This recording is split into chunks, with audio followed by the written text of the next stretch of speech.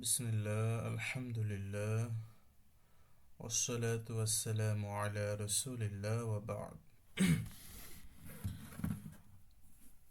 ربي زدني علما ربي زدني علما ربي زدني علما ربي اشرح لي صدري ويسر لي أمري واحلل عقدة من لساني يفقه قولي.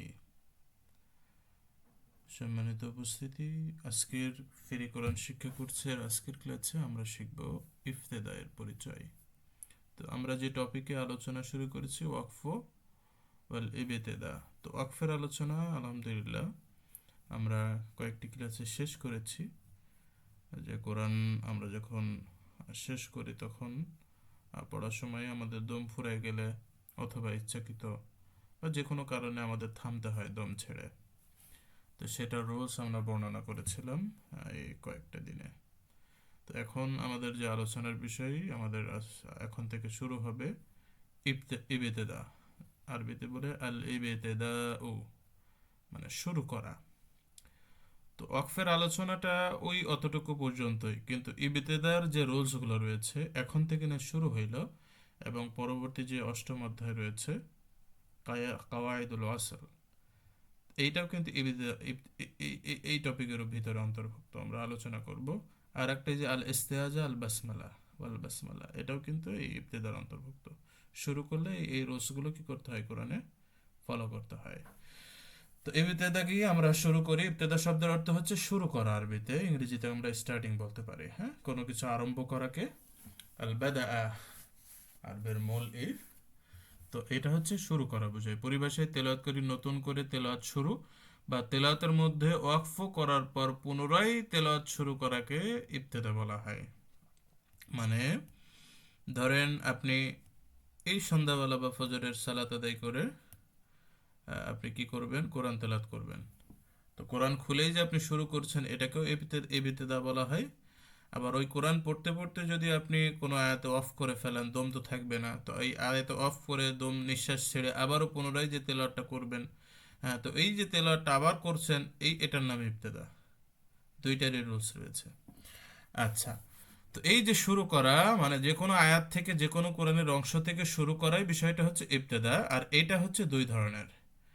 আপনি দুই ধরনের এই ইবতেদা কোরআনে আপনার মানে বিধানগত দিক থেকে, একটা হচ্ছে ইবতেদাউল জায়েজ আর একটা হচ্ছে গয়রুল জায়েজ। মানে আপনি সব জায়গা থেকে শুরু করতে পারবেন না, আবার এমন কিছু জায়গা রয়েছে সেখান থেকে আপনি সুন্দর করে শুরু করতে পারবেন।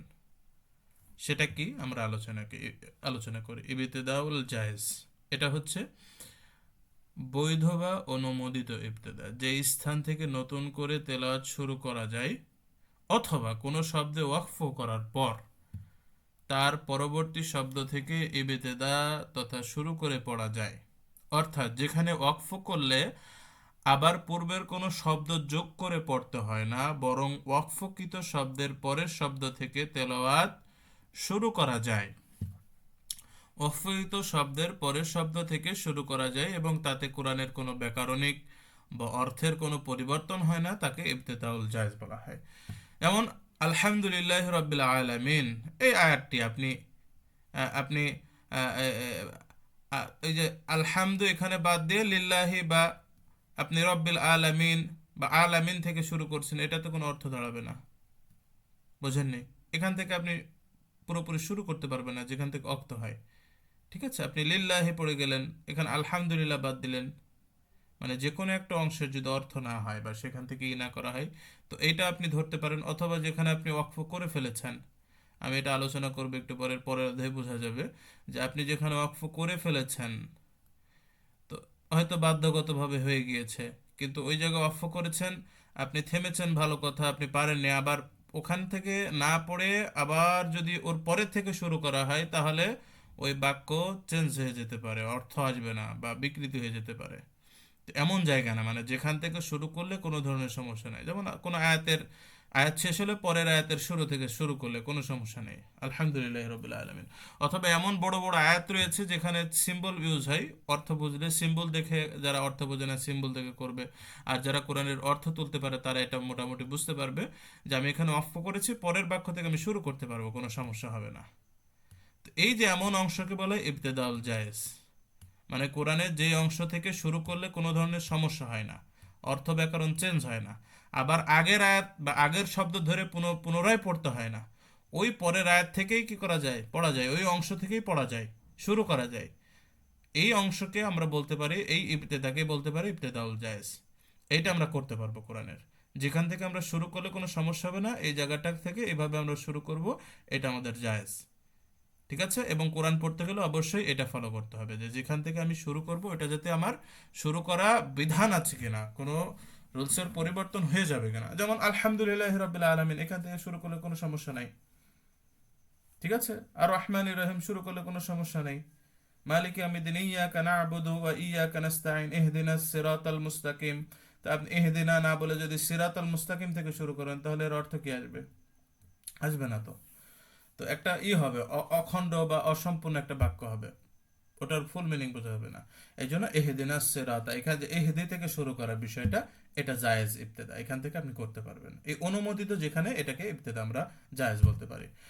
আর ইবতেদা গয়রুল জায়েজ আছে তার উল্টা, যেখান থেকে ওয়াকফ করার পর তেলাওয়াত, মানে যেখানে ওয়াকফ করা তেলাওয়াত করা আমাদের জন্য অনুমতি নাই, মানে ওখান থেকে শুরু করে পড়াটা, যেই স্থান থেকে শুরু করে আরম্ভ করাটা আমাদের জন্য অনুমোদিত নয়।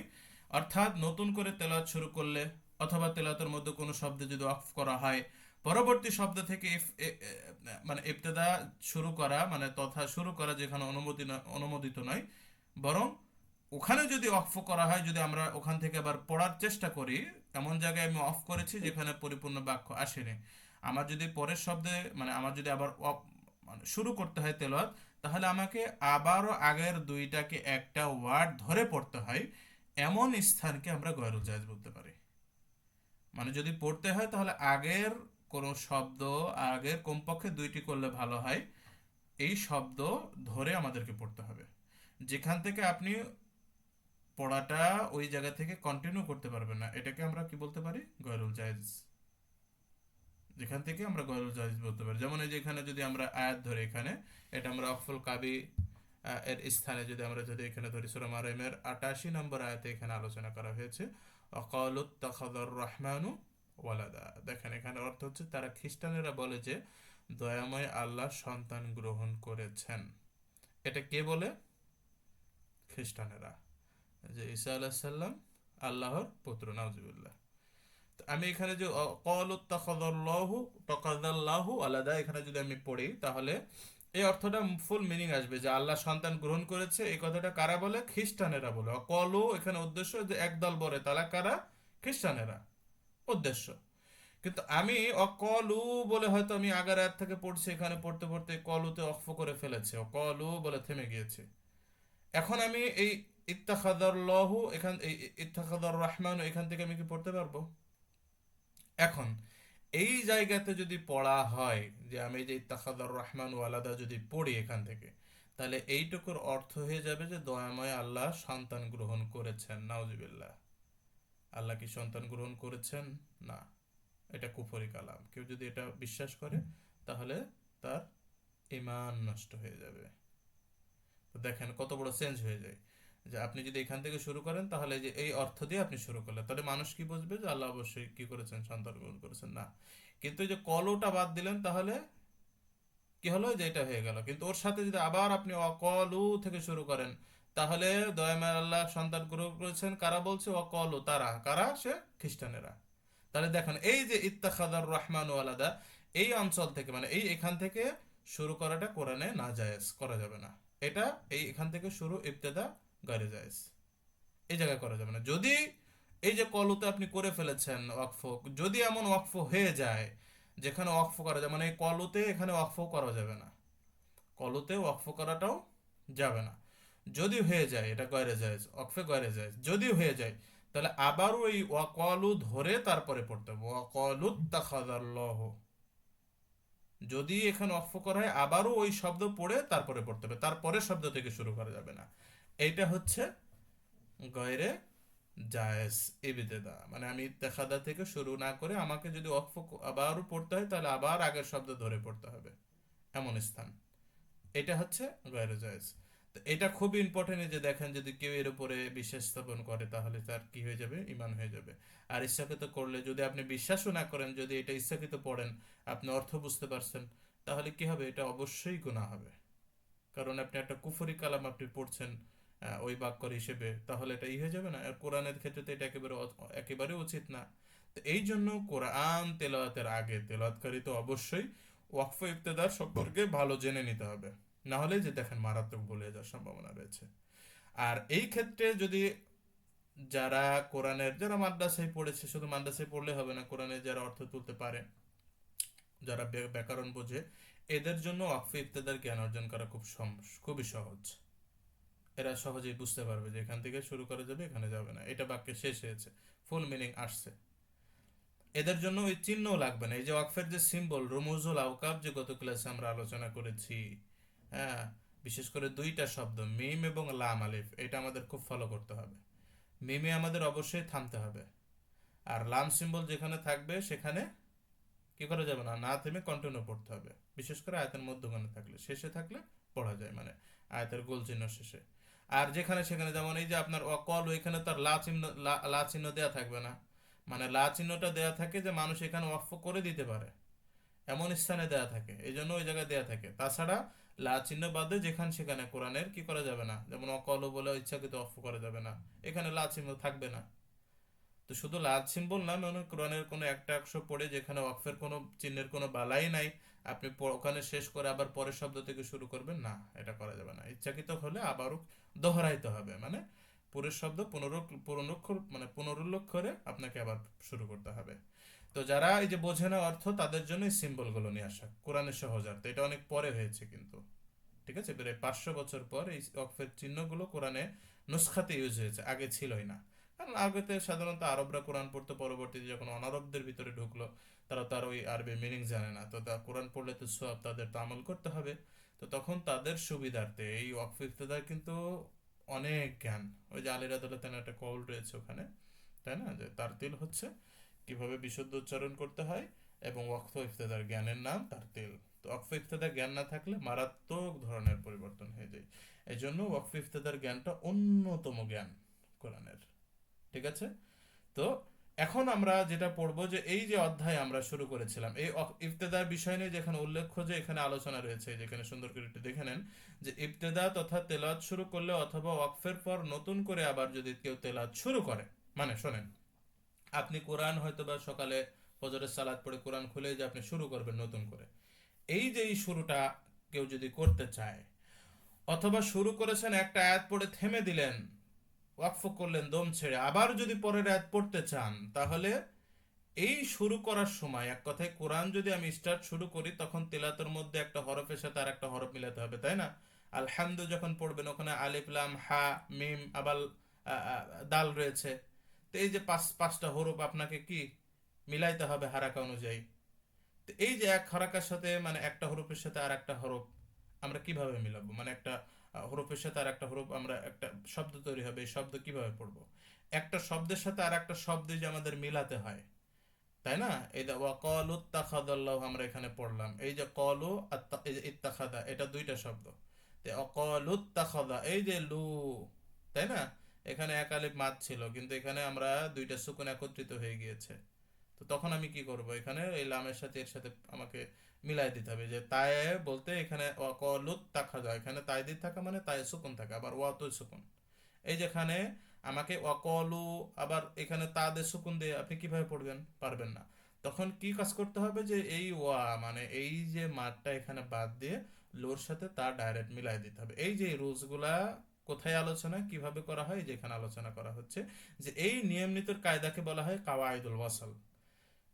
হ্যাঁ, এই যে একসাথে শব্দে শব্দে বাক্যে বাক্যে মিলিয়ে পড়ার যে কায়দাগুলোকে আমরা বলি, এটা কায়দাতুল ওয়াসল, যেটা আমরা অষ্টম অধ্যায়ের পরের অধ্যায়ে বিস্তারিত আলোচনা করেছি, ঠিক আছে।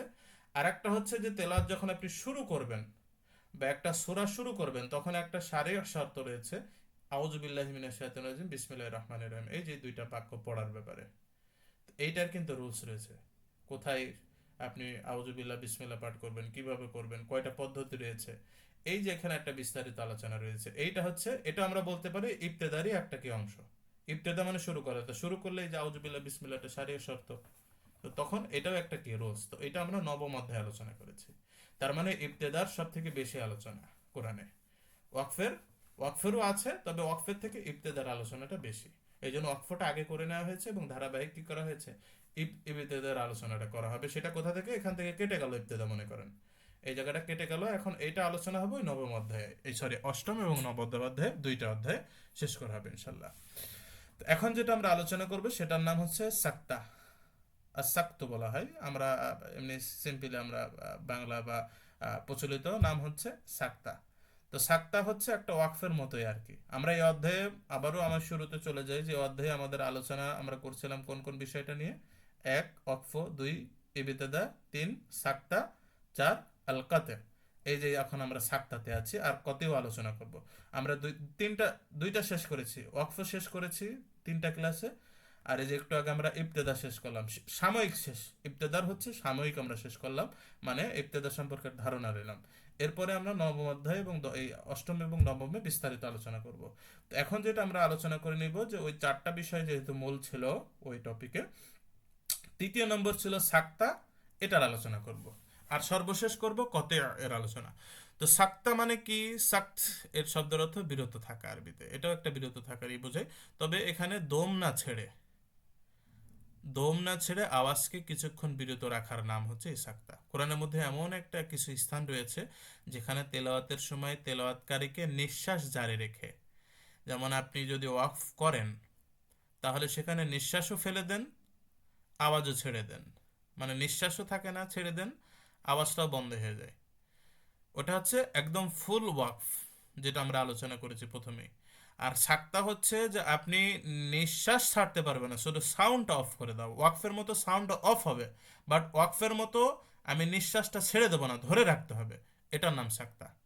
মানে এটা সাধারণত একটা পরিমাণ আছে, 2 হারাকা 1 আলিফ বিরতি দিয়ে, এমন 2 হারাকা বা 1 আলিফের মতো বিরতি দিয়ে কি করতে হবে, সাউন্ডটা অফ করে দিতে হবে। তবে মনে রাখতে হবে যেটা পুরোপুরি ওয়াকফের মতো বিরতি না হয়ে যায়। ওয়াকফের মতো বিরতি হচ্ছে ওই যে নিঃশ্বাস পুরোটাই কি দেওয়া, যে এখানে যে আলোচনা করেছে ওয়াকফ হলো স্বল্প সময়ের জন্য তেলাওয়াতে আওয়াজ এবং নিঃশ্বাস দুটোই বন্ধ করে দিয়ে বিরতি দেওয়া। আওয়াজ এবং নিঃশ্বাস স্বল্প সময়, ওই যে স্বল্প সময় বলতে 1 আলিফের মতো। আর সাক্তা হলো স্বল্প সময়ের জন্য শুধু আওয়াজটা বন্ধ করে দেওয়া, কিন্তু নিঃশ্বাসটা ধরে রাখতে হবে, নিঃশ্বাস ছেড়ে দেওয়া যাবে না।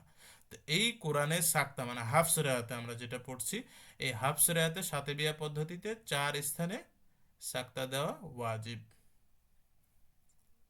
1 নম্বর, 2 নম্বর, 3 নম্বর ধারাবাহিক আলোচনা করেছে। 1 নম্বর হচ্ছে সূরা কাহাফের 1 ও 2 নম্বর আয়াত যদি আমরা মিলিয়ে পড়ি, সাধারণত মিলিয়ে পড়া হয় না, তবে কেউ যদি একদমে 2টা আয়াত একত্রে পড়তে চায়, তাহলে এই ইওয়াজার সাথে কয়িমা, কয়িমেটা পড়ে, মানে এটা 2 নম্বর আয়াত, কয়িমা যদি একসাথে পড়তে চাই তাহলে এর মাঝে একটা ওয়াকফের চিহ্ন আছে। তো ওখানে ওয়াকফ না করে কেউ যদি শুরু করতে চায়, তারপরও ওয়াকফ করতে হবে বলতে ওই যে সাউন্ডটা অফ করে দিয়ে দমটা ধরে রাখতে হবে। ওয়ালাম ইয়াজআল লাহু ইওয়াজা কয়িমা, এই যে আইওয়া, আইওয়াজা কয়িমা, এই যে আমি আইওয়াজা এখানে যে থেমে দিলাম, আমি কিন্তু দমটা ছাড়িনি, আমি কিন্তু দমটা ধরে রেখেছিলাম, শুধু সাউন্ড অফ করে দিয়েছি। ঠিক আছে? তবে এই স্থানে সাধারণত সাকটা 2 ভাবে করা যায়। ইয়াজা শব্দে 1 হারাকা টান দিয়ে, আইওয়াজা, এই যে আমি টান দিচ্ছি মাদ দিয়ে, এই মাদ দিয়ে মানে মাদে বদল দিয়ে পড়া, অথবা শেষে তানবিনের কায়দাতে পড়ে যাওয়া, মানে ইজহার করে পড়ে যাওয়া, মানে মাদ না দিয়ে ইউআজান কয়িমা। তো এখানে 2টা ইখতিলাফ হয়েছে, যে সাক্তাটা ওয়াকফের মতো, তো ওয়াকফ করলে সাধারণত 2 জবরে কি হয়ে যায়, মাদে বদল, মানে 1 আলিফ টান দিতে হয়, তো সেই হিসেবে এখানে টান দেওয়া যায়। আর একটা মত হচ্ছে যে না, এখানে সাধারণত ফুল তো ওয়াকফ করা হচ্ছে না, আমি তো শুধু সাউন্ড অফ করছি, দম তো ধরে রেখেছি, তো এটা অসলের মতোই। তো অসল করলে সাধারণত কমপক্ষে আমাদের এই যে, যেহেতু এটার মূল ওসল করলে আর তো মাদ মাদ থাকে না, তো কমপক্ষে ওরা কি করেছে এখানে ইজহার বলতে ইউয়া জা না পড়ে ইউয়া জান কয়িমা এভাবে পড়েছে। তো দুইটাই জায়েজ, আপনি যেটা করতে পারেন, আপনার যেটা সুবিধা হয় সেটা আপনি করতে পারবেন। তবে এই স্থানে সাধারণত কি হয় না, মানুষ ওয়াকফ করে ফেলায় ওই সূরা কাহাফের প্রথম আয়াতে। এখানে সেইভাবে সাক্তা করার প্রয়োজন পড়ে না। তবে যেটা প্রয়োজন পড়ে সেটা হচ্ছে এই যে ইয়াসিনের 52, কিয়ামার 57 এবং মুতাফফিফিনের 14 নম্বর আয়াতে। মিম মারকাদিনা হাদা, এই যে আয়াতটি। আর একটা কি আছে, ওয়াকিল মান রাক, তারপরে কাল্লা বাল রানা। এখানে কিছু রুল থাকতো, যেমন মানের সাথে এই যে বার রানা হয়ে যেত, মার রানা একসাথে পড়ে গেলে, হ্যাঁ। তো এখানে সাধারণত হতো মার্কাদিনে একটা আলিফ টান হতো, হয় এখানে সমস্যা নেই, এখানে একটা রুলস আর ছিল যেটা আমরা ওই অসলে পড়বো আর কি। তো এই জায়গায় সাক্তার কারণে এটা হবে না, ইজহার করে পড়তে হবে, বাল রানা মান রক। এই যে আমি অক্ফের সাময়িক বিরক্তি দিচ্ছি, মানে সাউন্ডটা শুধু অফ করছি, তো দমটা নিঃশ্বাস কিন্তু জারি রাখেই দিচ্ছি। এই সাউন্ডটা অফ করে দিয়ে দমটা জারি রাখার নাম আপনার সাক্তা। তো এই সাক্তা হাফস রেয়াতে যদি আমরা পড়ি, আমরা আমরা সাধারণত সবাই হাফস রেওয়াত পড়ি এই এই এই- এই কোরআনের নুসখাটা। তো এইখানে পড়ার সময় এই ইয়াতগুলোতে, ইয়াসিন পড়ার সময়, কিয়ামার পড়ার সময়, মুতাফফিফিন পড়ার সময় আর কাহাফের 1-2 নম্বর আয়াত যদি মিলিয়ে পড়ি, তাহলে এখানে অবশ্যই অবশ্যই এই রুলসটা ফলো করতে হবে। অবশ্যই আপনাকে সাউন্ড অফ করে দিতে হবে একালিপের মতো, নিঃশ্বাসটা ধরে রেখে। এটা হচ্ছে ওয়াজিব, মানে বাধ্যতা। আর দুইটা জায়গায় হাফসা রেওয়াতে সাক্তা করা জায়েজ, মানে যায়, আপনি চাইলেও করতে পারেন, না চাইলেও সমস্যা নাই। এমন স্থান আছে সূরা হাক্কার 28 এবং 29 নম্বর আয়াত যদি কেউ মিলিয়ে পড়ে, তাহলে এখানে সাকছে করতে পারবে, মালিয়া হালাকা, থেমে যাওয়া। আর একটা হচ্ছে যে আপনি না থেমে একেবারে কি করতে পারেন, এর সাথে ইদগাম করে দিতে পারেন যদি কন্টিনিউ করে পড়েন, মালিয়া হালাকা, মালিয়া হালাকা, ইদগাম করে দেওয়া। আর একটা থেমে যে সাক্তার মতো করে পড়া, মালিয়া হালাকা। আবার যদি না চান তাহলে এখানে স্টপ করে মালিয়া, পুরোপুরি ওয়াকফ করে দিয়ে তারপরে হালাকা এখান থেকে শুরু করতে পারেন। তিনটা পদ্ধতি আছে এখানে, পুরোপুরি অফ করা যেমন মালিয়া, দম ছেড়ে দিয়েছি। আর একটা সাক্ত করা, আমি দম ছাড়বো না, তবে সাউন্ড অফ রাখবো, মালিয়া হালাকা। আর একটা আছে পুরো ইদগাম করে দেওয়া, মালিয়া হালাকা, মালিয়া হালাকা। এই যে পুরোপুরি ঈদগাম, হার সাথে হা, যেহেতু দুইটা একই কি হয়েছে, এটাকে বলা হয় আলাকাতে মিথলায়ন। দুইটা যেহেতু কি হয়েছে, হা হা মিথলায়ন, দুইটা একই সমজাতীয় হরফ পাশাপাশি এসেছে, আগেরটাই সুকুন এসেছে, পরেরটাই হারাকা, তখন কি হয়ে যায়, ঈদগাম হয়ে যায়। তো এটা করা যেতে পারে, যেহেতু এর মাঝখানে আয়াত চলে এসেছে, এই জন্য এখানে তিনটা পদ্ধতি ফলো করা হয়। একটা হচ্ছে পুরোপুরি ওয়াক, একটা আপনি সাক্তা ভাবে পড়তে পারেন, অথবা আপনি মিলিয়ে পড়ার সময় ঈদগাম পড়তে পারেন, সমস্যা নেই। আর একটা সূরা আনফালের শেষ নম্বর যে আয়াতটি রয়েছে, আলিম শব্দটা আলিমুন রয়েছে, তাই না? এরপরে সূরা তওবার যে প্রথম আয়াতটি রয়েছে সেটা হচ্ছে বারাআতুম। তো এই আলিমুন বারাআতুন, ওই আনফাল শেষ করার পর, যেহেতু আনফাল শেষ করে সূরা তাওবার শুরুতে বিসমিল্লাহ শর্ত না, বিসমিল্লাহ পড়া যাবে না।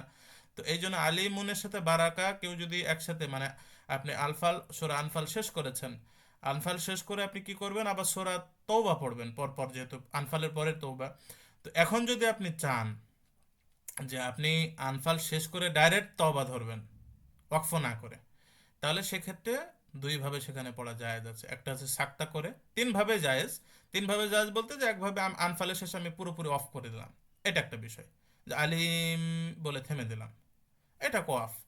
আর যদি আমি মিলাতে যাই, তবার ওই বারাকার এই বারা আতম এই শব্দের সাথে সূরা তওবার আমি যদি ওই তওবার ওই প্রথম আয়াতের সাথে মিলাতে যাই, আলিম শব্দটি মানে সূরা আনফালের সর্বশেষ যে শব্দটা সেটা হচ্ছে আলিমুন। তো আমি যদি মিলাতে যাই তাহলে ওখানে আবার দুইটা রুল, সেটা হচ্ছে একটা সাক্তা করতে পারবো, আর একটা হচ্ছে আমাকে কি করতে হবে, ওই যে আলিমুন এখানে তানবিন, তানবিনের পরে বা আসলে কি হয়, ইকলাবের গুণা, ইকলাবের গুণা করতে হবে। দুইটা যায়, যদি সাক্তা করি তাহলে আলিমুন বারাআতুম, এই যে এটা। আর একটা আছে যে আমি সাক্তা না করে যদি মিলিয়ে যাই তাহলে আমি ইদগাম, এই সরি ইকলাবের সেই গুণাটা দিতে পারবো, আলিমুম বারাআতুম। এই যে মানে তিনটা রোজ, ওয়াকফ করলে তো একটা, আর যদি কন্টিনিউ পড়ি তাহলে ওখানে দুইটা, সেটা কি, সাক্তা করা আর একটা হচ্ছে একলাবের গুণা করা। মানে এই দুইটা জায়গায় চাইলে দেওয়া যায়, সাধারণত দেওয়া হয় না, এমনি বাধ্যগত হয়েও মানুষ এখানে, তাও 3টা জায়গায়, মূলত এখানে 4টা জায়গায় হলো, এইখানে সাধারণত 1 2 কেউ মিলিয়ে পড়ে না স্বাভাবিকভাবে। সাধারণত 3টা জায়গায় খেয়াল করবেন। মারকদিনা হাদা সূরা ইয়াসিন পড়ার সময় মান রক এখানে, আর বাল রনা, হ্যাঁ, বাল রনা থেমে দিবেন, এইভাবে পড়বেন। এই 3টা জায়গায় খেয়াল করলে সাক্তার বিষয়টা হাফসের আওয়াতে ক্লিয়ার। আচ্ছা, এখন আমরা যেটা আলোচনা করব সেটা হচ্ছে আল কত। এই কত, এটা একটা পরিভাষা। এটা হচ্ছে ধরেন ওয়াকফ ইফতেদার ভিতরে এই 4টা বিষয়টি আমাদের মনে রাখতে হবে। ওয়াকফ ইফতেদা আমি সর্বশেষ আমি একটু বুঝাই দিচ্ছি, মানে সব ধারাবাহিকভাবে। ওয়াকফটা কি, ইবতেদাটা কি, সাক্তাটা কি, আর আর হচ্ছে এখন যেটা আলোচনা করব এটা হচ্ছে কতি। তো কতিটা হচ্ছে বিচ্ছেদ সৃষ্টি করা, দূর করা, কেটে ফেলা, শেষ করে ফেলা ইত্যাদি, ফিনিশিং যেটাকে বলা হয়, একেবারে লাস্ট ফিনিশিং। তো পরিভাষায় হঠাৎ আয়াত শেষ করে তেলাওয়াত থামিয়ে দিয়ে অন্য এমন কাজে ব্যস্ত হয়ে যাও, যে আপনি হয়তো একটা কাজ পড়ে গিয়েছে, এটা বাধ্যতামূলক যেতেই হবে। তো এই হঠাৎ মানে জরুরি কাজে আয়াত শেষ করে দিয়ে, মানে আপনি কোরআন পড়ছিলেন, পড়তে পড়তে পড়তে পড়তে কি করে দিলেন, আয়াতটা এই কোরআন থামিয়ে চলে গেলেন, এটাকে বলা হয় কাত। যার ফলে পরবর্তীতে তেলাওয়াত শুরু করলে আবারও আউযুবিল্লাহ পড়তে হয়, মানে এমন থামা। মানে এক কথায় ইচ্ছাকৃত হোক বা অনিচ্ছাকৃত হোক, আপনার হয়তো বা দেখা যাচ্ছে যে একটা কাজ পড়ে গিয়েছে, আপনি আর কোরআন কন্টিনিউ পড়তে পারবেন না, রেখে দিলেন। অথবা আপনি ইচ্ছাকৃত আর ভালো লাগছে না, বা আপনি ইচ্ছাইভাবে এখন আর পড়তে চাচ্ছেন না, অন্য কোনো পড়া আপনি পড়বেন। তো তখন আপনি যে একেবারে কোরআনটা বন্ধ করার নিয়তে, মানে একেবারে মানে জীবনের জন্য না, আবারও আপনি পড়বেন কোনো সময়, কিন্তু এখন আর পড়বো না, এই যদি বন্ধ করে দেন তেলাওয়াতটা, মানে এই যদি এমন ভাবে অফ করে দেন, সেটাকে আমরা কতে বলবো। মানে ওখানে ওয়াকফ করে দে বলতে, ওয়াকফ বলতে বোঝায় যে সাময়িক বিরতি, সাময়িক নিঃশ্বাস ছেড়ে দম, আওয়াজও ছেড়ে সাময়িক বিরতিকে আমরা অফ বলবো। ঠিক আছে। আর কতিকে বলবো যে আমি এটা দমও ছেড়ে দেব, আবার কি করব, আওয়াজও ছেড়ে দেব, আবার কোরআন তেলাওয়াত পড়াও ছেড়ে দেব, আর পড়বো না এখন। আর ওয়াকফ, ওই ওয়াকফ আমরা বলবো যে আমি দম এবং আওয়াজ আমি ছেড়ে দিচ্ছি, কিন্তু আবারও শুরু করব, এই নিয়তে ছেড়ে দেওয়াকে বলা হয় ওয়াকফ। আর আমি দম আওয়াজ কোরআন পড়তে পড়তে ছেড়ে দিচ্ছি কোন আয়াত শেষে, আর পড়বো না এখন, এটাকে বলা হয় কত, মানে পুরোপুরি ছেড়ে দেওয়া ওই সময়ের জন্য। তো এই ছেড়ে দেওয়া মানে এমন ছেড়ে দেওয়া যে পরে আবার যদি কোরআন পড়তে হয়, সেখানে আউযুবিল্লাহ বিসমিল্লাহ পাঠের যে শর্ত রয়েছে ওইটা ফলো করতে হয়। তো সেটা হচ্ছে কতে পড়া। আপনি যদি কোথাও অফ করেন কোনো আয়াতে, আবার যদি পরে পরে আবার শুরু করেন, তাহলে তো আপনার আউযুবিল্লাহ বিসমিল্লাহ লাগে না, লাগে লাগে না। কিন্তু এই কতের ক্ষেত্রে হয় যে আপনি কোরআন যদি এমন ভাবে ছেড়ে দেন, এমন কোনো কাজে ব্যস্ত হয়ে যান, পরে আবার শুরু করতে হলে আউযুবিল্লাহ বিসমিল্লাহ ফলো করে পড়তে হয়। তো সেই বিষয়টা হচ্ছে কতে। হ্যাঁ। তো এইভাবে কেউ যদি কোরআন শেষ করে দেয়, তাহলে তাকে অবশ্যই বিশেষ করে চেষ্টা করতে হবে। একটা দোয়া রয়েছে কোরআন পাঠের দোয়া, অথবা বিভিন্ন বৈঠকের দোয়া, যেমন আমরা এখানে একটা বৈঠক করছি কোরআনের, তো এমন বৈঠকে আমাদের কি করতে হবে, একটা এই যে হাদিস সম্মত সুবহানাকা আল্লাহুম্মা বিহামদিকা ওয়া আশহাদু আল্লা ইলাহা ইল্লা আনত আস্তাগফিরুকা ওয়া আতুবু ইলাইক। কেউ যদি এটা আপনার নিজে পড়ে একাকী, তাহলে এই যে আশহাদু, তারপরে যে এখানে আস্তাগফিরুকা ও আতুবু ইলাইক, এখানে আ দিয়ে পড়বে, আ আ, ঠিক আছে। আস্তাগফিরুকা এটা আ, এটা বলতে বোঝায় এটা হচ্ছে ওয়াহেদ মুতাকাল্লিম, নিজের কথা বোঝায়, যে আমি আল্লাহর কাছে ক্ষমা চাচ্ছি। আশহাদু আমি সাক্ষ্য দিচ্ছি, হ্যাঁ। আতুবু ইলাই আমি ক্ষমা মানে ফিরে যাচ্ছি, প্রত্যাবর্তন করছি আমি। আর আমি যখন সবাইকে নিয়ে যখন পড়বো, যেমন এখানে একটা দর্শ হচ্ছে, আমি যখন শেষ করব তখন আমাকে বলতে হবে নাশহাদু আমরা সাক্ষ্য দিচ্ছি, নাস্তাগফিরুকা আমি তোমার কাছে আমরা আমরা সবাই আপনার কাছে মানে আল্লাহর কাছে ক্ষমা চাচ্ছি, অনাতুবিলা এবং আল্লাহর কাছে আমরা সবাই কি করছি পুনরাবৃত্তি, মানে আমরা ফিরে যাচ্ছি, তার কাছে আমরা ফিরে যাচ্ছি, পুনরাবৃত্তি করছি, তার কাছে আমরা ক্ষমা চাচ্ছি, তওবা করছি। তো এই যে আমরা এবং আমি, তো আমরা চেষ্টা করব যখন আমি নিজে নিজে কোনো আমি পড়বো, তখন ঠিক আছে, আস্তাগফিরুকা বা নাতুবু ইলাইক। তবে নিজে নিজে ওই জমাটা ইউজ করা যায় দোয়ার ক্ষেত্রে, যেমন আমরা পড়ি আসসালামু আলাইকুম, এই যে কুমটা হচ্ছে বহুবচন। যদি আমি একজনকে সালাম দিচ্ছি, একজন আসছে, আমি তাকে কি বলতাম, যদি ভাষা ইউজ করতে হয় তাহলে কি করতে হয়, আসসালামু আলাইকা, সঠিক ভাষা। কিন্তু না, দোয়ার ক্ষেত্রে আল্লাহ রসুল যেটা শিখিয়ে দিয়েছেন যে দোয়ার ক্ষেত্রে বহু বচন চলে। তো আল্লাহ রসুল আবার হাদিস এইভাবে সবাই দিয়েছেন। হ্যাঁ। তো এই জন্য আমাদের কুম না, এই কানা বলে কুমই বলতে হবে, যদিও সেখানে অনেক লোক না থাকে, একজন থাকে। তো দোয়ার ক্ষেত্রে এটা বহু বচনের ক্ষেত্রে সমস্যা হয় না, মানে ইউজ করলে। তবে অনেক লোক যদি সেখানে থাকে, যেমন আমি যদি বেতরে সালাদ পড়াই, ওর ভিতরে আমি যদি জামাতে পড়ি, আমার পেছনে আমার মুক্তাদি রয়েছে, তা আমি এই ভেতরে নামাজ পড়ে যদি রুকুর পরে উঠে আমি হাত তুলে দোয়া করছি সবাইকে নিয়ে, হ্যাঁ, বেতের সালাদ যে পড়া হচ্ছে, তোর ভিতরে আমি দোয়া করার সময় কখনো ইউজ করতে পারবো না, মানে ওয়াহেদ মুতাকাল্লিমের যে সিগাটা এক বছরের নিজের যে সিগাটা ইউজ হয় নিজবাচক, যে আমি করছি, আমি খাচ্ছি, আমার আল্লাহ আমাকে তুমি ই করে দাও না, ওখানে জমা মুতাকাল্লিম মানে সবাইকে নেয় না ইউজ করতে হবে না, তো মানে সংক্ষেপে যেটা আমি বোঝাচ্ছি যে আশহাদু না বলে ওখানে নাশহাদু নুন যোগ করতে হবে। ঠিক আছে, এটা খেয়াল করবেন। তো এইটা পড়া সুন্নত। তবে অনেকেই বলে থাকে যে সদাকাল্লাহুল আজিম, ঠিক আছে। তো আবার কোরআন বৈঠকের এটা আমি কিন্তু ইস্তেজা বাসমালাতে বলে দিয়েছি যে এই যে সদাকাল্লাহুল আজিম অথবা কোরআন বৈঠক, মানে দেখবেন যে বাংলাদেশের কোরআনের শেষে লেখা থাকে যে কোরআন খতমের দোয়া। এই দোয়া বা সদাকাল্লাহুল আজিমের কোনো